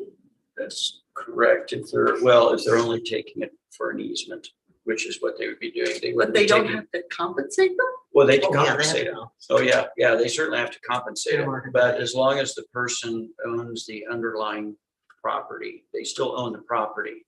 Trico would just condemn for an easement, which gives them the right to install the pipe and maintain it if ever they needed to. But the neighbor can't go back and plant trees. They can't. Oh, you can. No, because they can tear them Not on down. a water line. No, that's right.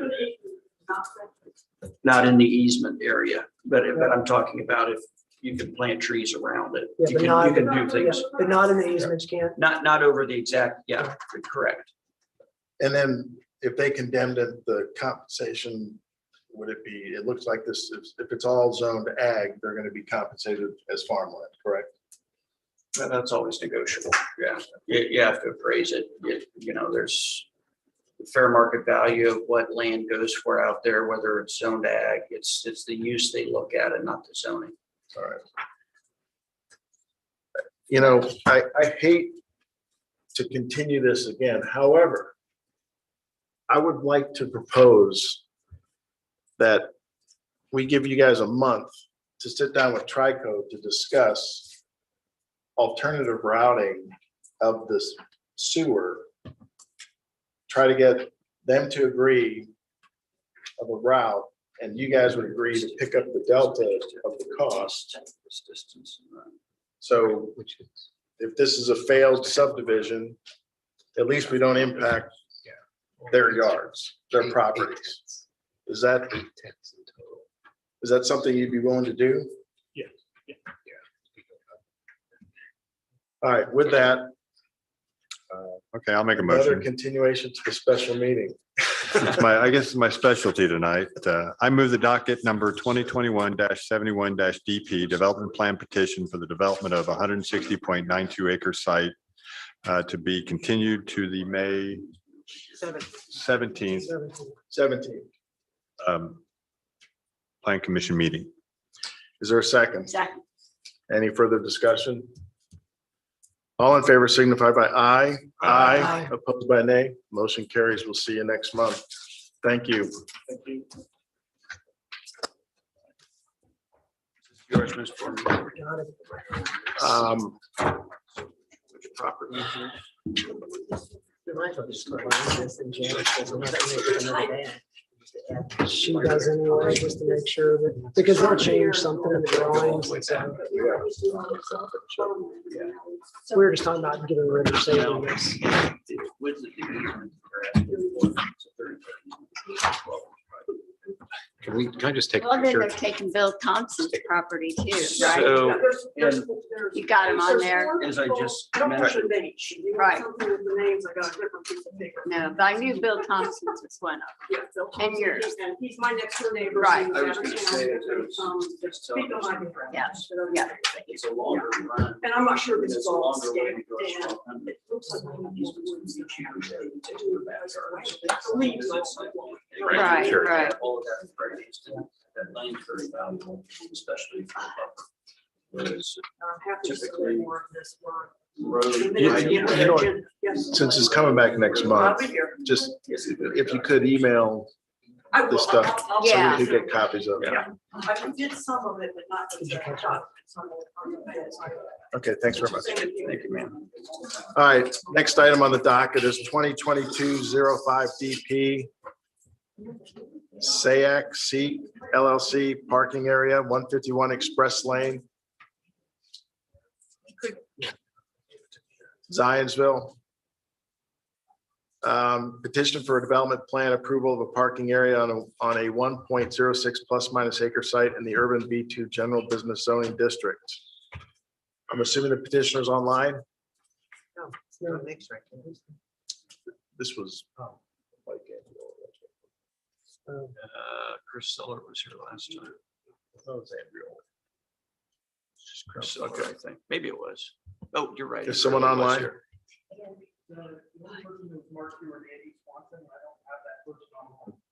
Andy Swanson's a civil engineer with Yeah, Chapin. Mr. Andreoli is also the council. Andreoli. Who I was anticipating was going to be here this evening. Chris Seller was the project manager in there. Oh, it's all right. Yeah.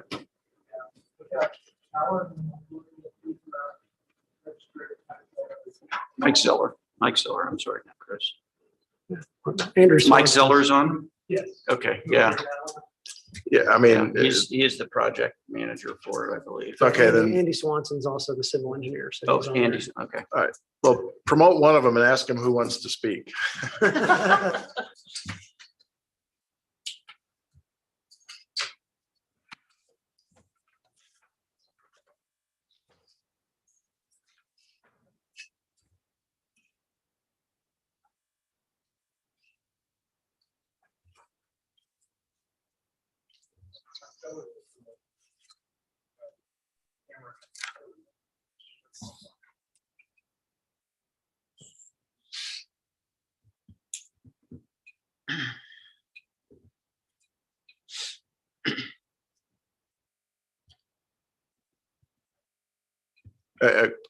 Can you hear us or can you say something so we can hear you?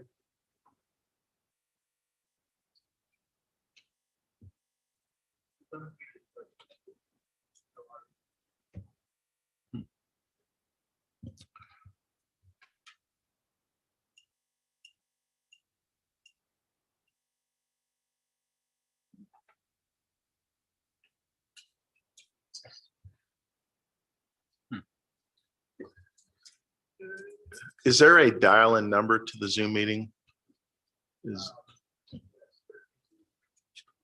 So do you, I'm wondering if we can give him, if he can hear us, you could dial, yeah. You could dial in at 1-312-626-6799. And I think you'd be able to join via phone conference call. Well, and if Andy Swanson's on there, I know he's a fan of public speaking personally, so you might promote him.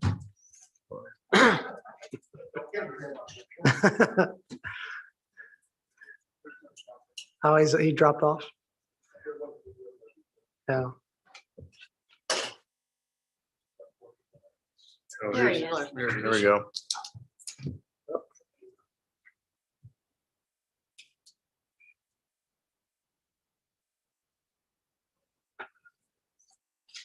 After 2 years, the kinks still exist. I'll go back. Would it be helpful for me to answer questions? I'm not sure I'm the technical person and engineering to answer any of those kind of questions at all, but I don't know that it's technical in nature, is it?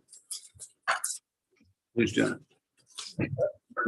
Well, why don't you come up and state your name, address, and I am Nicholas Garn. I live at 3607 Mossy Rock Drive in Zionsville here.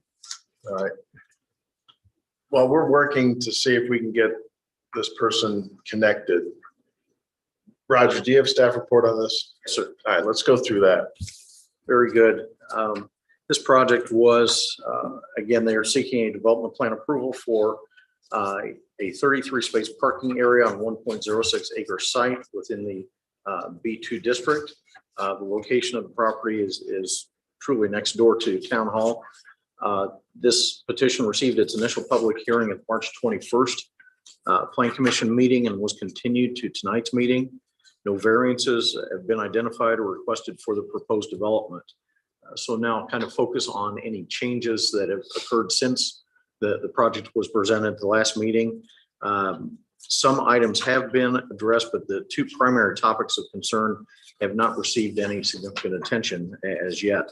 Those two items being, first of all, the owner's consent, adjacent owner's consent, meaning that of the property owned by the town or town entities. There is still discussion between the petitioner's council and the town's council, but an agreement has not yet been reached. So technically, we as an involved party have not given consent for this petition yet. The second item of concern deals with drainage of the property. A drainage report nor an O&M manual have been provided for staff's review. These items have been requested since the project was initially filed and the original comment letter from TAC was provided to the petitioner. These items were noted on there and they still have not been provided. So stormwater and our town engineers have not been able to complete their review of the proposed development. Because of these two significant items, drainage and additional adjacent owner consents, staff is recommending the project be continued for 1 more month. All right, thank you. Do we have them online yet? Responded, sorry, I'm not the right person to speak to this issue. All right. I don't know if you are either, it sounds like. I certainly wouldn't be able to speak to any of the technical details. I'm sure engineering will be, we obviously want to make sure the engineering is up to standards for the town and meets any needs that the town, obviously engineers would have. In regards to the easement communication with the town administration and their concerns, I honestly, I'm not sure I understand any of their concerns at this point in time. As you may have been around the area in the last, really mostly since the town hall has increased their staffing and is now back full-time in the town. Parking in our integrated center has become taxed. I don't think anybody who's been around town in the afternoon would disagree to that. And the reality is, seeing this, initially reached out to town council, the administration, and requested consideration of purchasing the lot. There was even a brief discussion about going in together to create a larger integrated center concept that was through rough communication, basically denied as not a viable opportunity the town wanted to pursue at that time.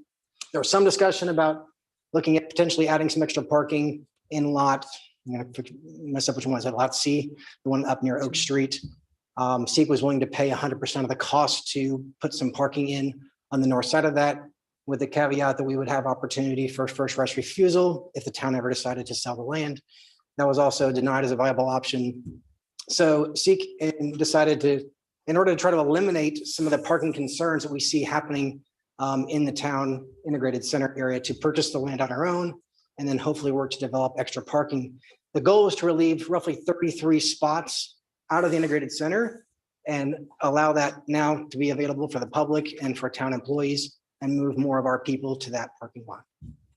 The idea was, we thought a very positive concept, but we've been met with some resistance we weren't expecting. So Roger, when you say the town's access and improvements, are you really like talking a curb cut to get through there? And what exactly are you talking? I appreciate this question because it reminds me there is one change that has been made to the project I did not include. On the previous proposals, they were showing a gate that was going to provide security for access into that parking lot. And the location of that gate was technically on the town's property. That gate has been removed. So it is no longer on the town's property. And now I'm sorry, I'm drawing a blank on. No, I was just saying, it says there's needs to be improvements made. So I'm assuming it's just creating an access into that lot from the city's or from the town's lot. Yes. integrated lot, yeah. The easement is 50% our property, 50% the town's property. So it's completely 50-50. To refresh the presentation from last month, for someone to drive from Oak Street into the proposed parking lot, their route will take them across easements through the integrated center of Town Hall. And those easements, half of it is owned by the town, half of it is owned by SEEK. And we're just wanting to make sure that the appropriate rights to do that have been granted by the property owners. All right. So whose court is that ball in? Is it the town's or is it? There has been dialogue back and forth between the two councils. Okay. The most recent was a letter from Mr. Andreoli to Ms. Nooning dated April 11th. I am not aware of any response to that letter yet. But again, it was from Mr. Andreoli to Ms. Nooning. Discussion most recently, from my understanding, has circled a little bit around the town's access and use of the property and the parking lot. Obviously, we proposed to the town to go in together to make this a joint project, joint cost sharing. That was denied. So for us to open up, the project is probably going to run $700,000 plus for us to open up this cost to be 100% for ours and the town to have full access to it whenever they want. Seems a little unreasonable. But we offered most recently to large events, voting days, to certainly make it open. Another reason taking the gate out was a consideration for us to kind of make it a little bit more available as needed. But we've been considering putting 2 electric vehicle charging stations in the facility to primarily allow some of our newer staff members and be included to charge our electric cars as needed. So that was the other reason. If we didn't gate it initially, we could make those charging stations much more simple. If we leave the gate up, you now have to deal with access to the electric vehicle stations. So our electricity bills don't end up crazy and people don't park there all day long. All right. Well, it doesn't look like we've got the people here that is necessary to move this thing forward. So I would entertain a motion to continue this per the staff's recommendation to the May 17th special meeting. I got a question. I got a statement too. Okay. Go ahead. All right, talk even quick. It sounds like this is a classic issue of the town of Zionsville entered into an agreement to sell a portion of this overall development to a private group, which they have then developed a building with the general understanding there'd be some shared of common area maintenance costs. And it sounds like it doesn't really get particularly well vetted on the front end. Now we have an individual who needs additional parking and they're willing to bear the cost to both buy the land and develop it, but they want to have first right of it. And I would love nothing better to do than to pass half a motion to approve the parking lot, subject to getting the drainage to Roger, because if the town is dragging their heels in getting this done, it is on the town's, it is a town issue. The town needs to get off their collective town took us and address it. All right. Because I mean, that if you're going to make these, you know. Yeah, that was gonna be my comment is in my mind, you don't have the right to decide you don't want to go in on it. And then when somebody does it on their own, then decide you don't want to allow them to do it. So if he's bearing all the cost, then he has every right to do it and we need to suck it up and just let him do it. And it's really frustrating that we would put him in this position to spend the money, the dollars, the attorney's fees to try and negotiate something that the town had a chance to be a part of in the first place and said, yeah, we don't want to. So, okay, you didn't want to do it then don't do it now. Okay. It should be his deal. Let him do it and move on.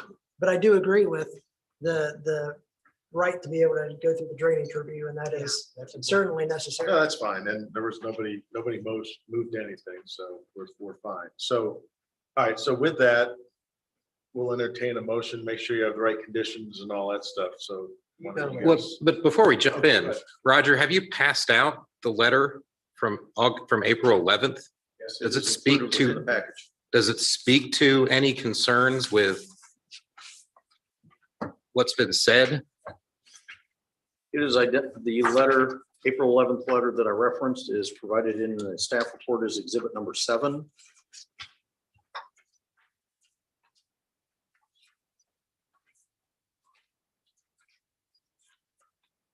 I mean, as discussed at the previous meeting, the issue, as I understood it, was the lack of any financial responsibility for the maintenance of the easement and the intensification of the easement. And this is what the administration wanted to work through. And somehow it's been reduced to cost of trash within the dumpster. Yeah. So I think the issues are a bit broader than what's been described here, and certainly a continuance. I mean, I'd be very hesitant to see an approval subject to drainage when there's. Can I address that maybe just from a perspective? If I'm not mistaken, and Wayne and the town certainly would know the details on this certainly better than I would. But the PUD for this environment, both the town of Zionsville's town hall and Seek building had to seek variances on the number of parking spots required per square foot of building. So unless I'm missing something, both entities got that approved in the front end. The vision for the integrated center was to share resources. When we proposed the dumpster concept, when we built the building, the administration at the time said that's silly, no reason for that. We've spent a lot of money on the dumpster concept. We want a bunch of dumpsters, everybody building on their piece of property. It's ridiculous. I remember the former mayor specifically stating, if we've got to call Raise and have them pick up the trash twice a week, we call Raise and have them pick up the trash twice a week. It shouldn't be a big deal. This isn't the reason to build another dumpster. But we went through the traffic studies. Our building has not added any square footage at all. So the amount of flow that was expected through the easement, what was expected at the time we built the building has not changed. And so for the town now to come back and say, well, you're increasing the use, not beyond what was originally approved and not beyond what was originally agreed upon in the shared agreement. And an additional point is that Mr. Burris provided this plan commission counsel during representation of his own matter, he spoke to how parties of an easement need to consent to utilization of that easement. You have the redevelopment commission that has not consented to the use of the easement. You have the town building corporation, which has not consented to the use of the easement. So the filing itself lacks consent from the parties that are with control of the easement. Unless that instruction and that testimony that was given to you a few months back was incorrect and that's immaterial, then a motion seems something you could do, but I certainly turn to legal counsel here. I mean, the file lacks consent of two parties of three that have control of these easements. But the reality is the easement isn't being utilized for anything to enter the integrated center.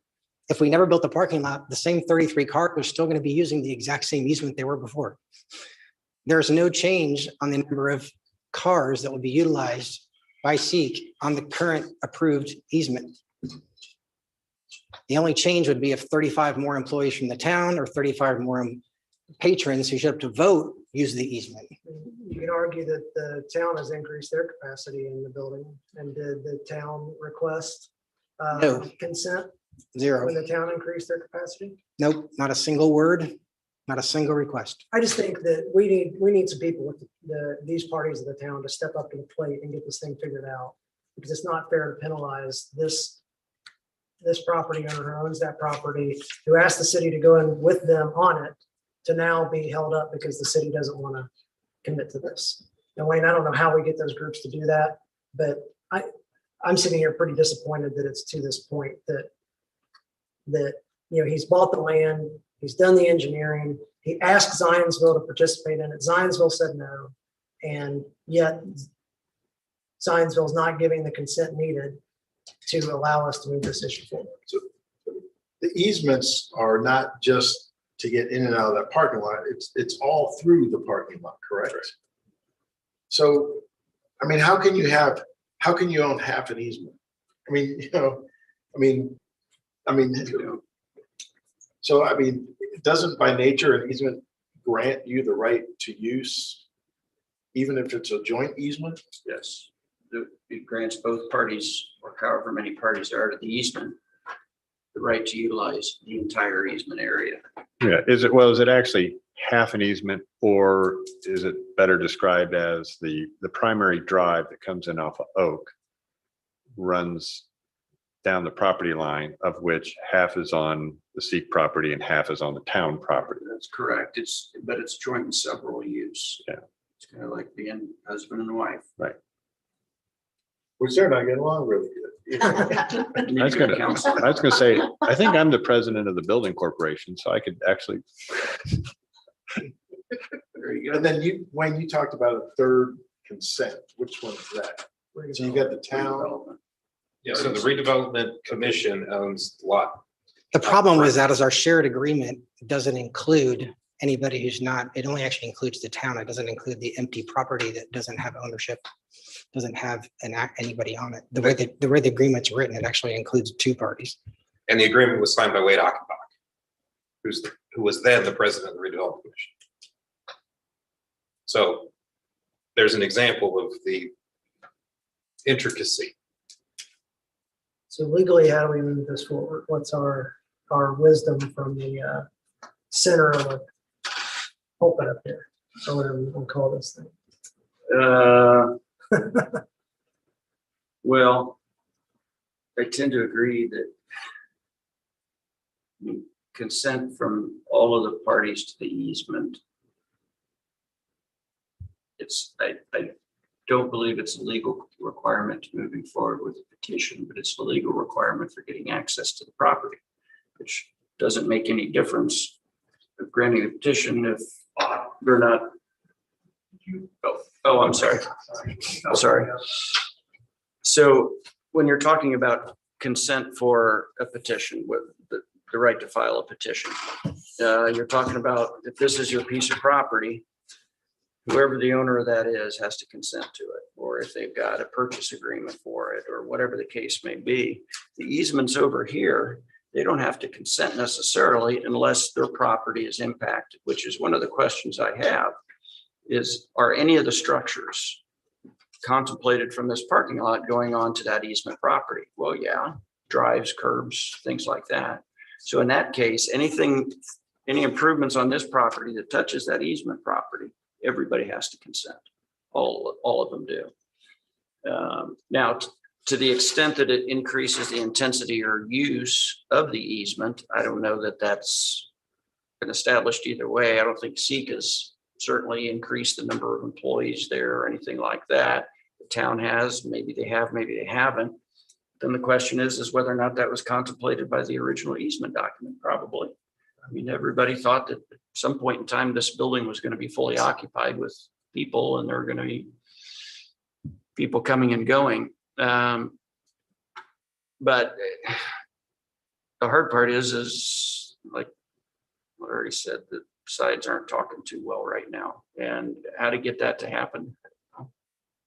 I mean, I can try and arrange a meeting with Amy and Mike and get them in a room together and see if that gets us anywhere.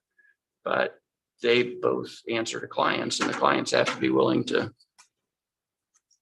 take the same actions. I'm kind of surprised Mr. Andreoli is not present. Unless he assumed it was a foregone conclusion it was going to be continued. Probably. But I mean, if you want, I mean, I can try and get Mike and Amy together and have a meeting and see if, from a legal standpoint, it seems as that certainly SEEK is being punished, and to a certain extent, the town is being punished for whatever reason, basically just because, and I don't know if it's the lawyers aren't communicating well, or they're not getting the direction they need from their clients, or what the case is there. So excuse me, are you under any time constraint to get this done? No, our initial goal was to try to get it done before tax season for the store, because that tends to be a pretty big, high traffic time. Obviously, that's not going to happen at this point, but there's always not necessarily. extensions. I'm sorry. There's Yeah, always those extensions. extensions. Yeah. Then should I go just 3 for 3? Because it sounds like. All right. So then I move the docket 2022-05-DP get continued to the May 17th special meeting. Is there a second? Second. Further discussion? All in favor signify by aye. Aye. Opposed by nay. Motion carries at 6-0. We'll see you next. I don't know who we'll see, but we'll see somebody representing SAC next month. Any further comments, discussions? Is there a motion to adjourn? Is there a second? Nick should try. Nick's a good guy and he's a people person. Maybe he should get involved trying to make everybody. Oh, figure too this kind. out. Thank you. Yeah. Dr. maybe. Darn. I appreciate that. I don't like them, Andy, and everything. Was there something else you were going to add, Larry? Oh, I was just going to be a wise ass. No. All right, we have a motion and a second. All in favor signify by aye. Aye. Opposed by nay, we're adjourned.